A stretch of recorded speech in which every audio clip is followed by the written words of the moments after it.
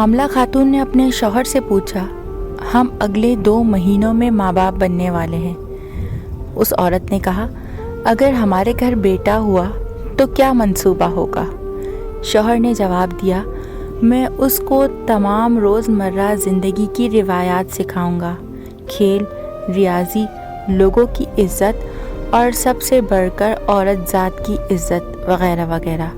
خاتون نے پھر پوچھا، اگر بیٹی ہوئی تو؟ شوہر نے جواب دیا، میں اسے کچھ نہیں سکھاؤں گا، بلکہ میں اس سے خود سیکھوں گا۔ میں غیر مشروط محبت سیکھوں گا۔ میری بیٹی یہ کوشش کرے گی کہ وہ میری پرورش اپنے ایک مخصوص زاویہ نگار سے کرے، بالوں کی کنگھی کرنے سے لے کر ڈریسنگ تک، ابتدائے گفتگو سے لے کر انتہائی گفتگو تک، نیز کہ وہ میرے ہر کام کو اپنی زاویہ نظر سے تربیت کرے گی۔ وہ میرے لیے دوسروں سے لڑے گی، مباحثہ کرے گی، اس کی خوشی اور غم میری طبیعت پہ منحصر ہوگی۔ خاتون نے پھر پوچھا، کیا بیٹا یہ سب کچھ نہیں سکھائے گا آپ کو؟ شوہر نے جواب دیا، بیٹے میں یہ ساری خصوصیات ڈالی جاتی ہیں، لیکن بیٹی ان خصوصیات کے ساتھ پیدا ہوتی ہے۔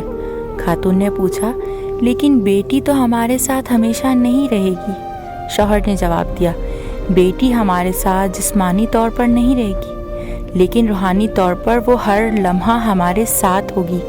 یہ بات کہہ کر شوہر نے اپنے مکالمے کو ختم کیا کہ بیٹی کے ساتھ بندھن ختم نہیں ہوتا، لیکن بیٹا زندگی کے کسی بھی موڑ پہ ہمیں چھوڑ سکتا ہے۔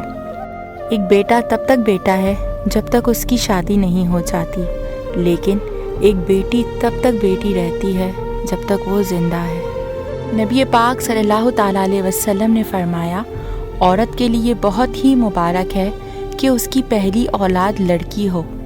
جس شخص کی بیٹیاں ہوں اس کو برا مت سمجھو، اس لیے کیونکہ میں بھی ایک بیٹی کا باپ ہوں۔ جب کوئی لڑکی پیدا ہوتی ہے تو اللہ فرماتا ہے، اے لڑکی تو زمین میں اتر، میں تیرے باپ کی مدد کروں گا۔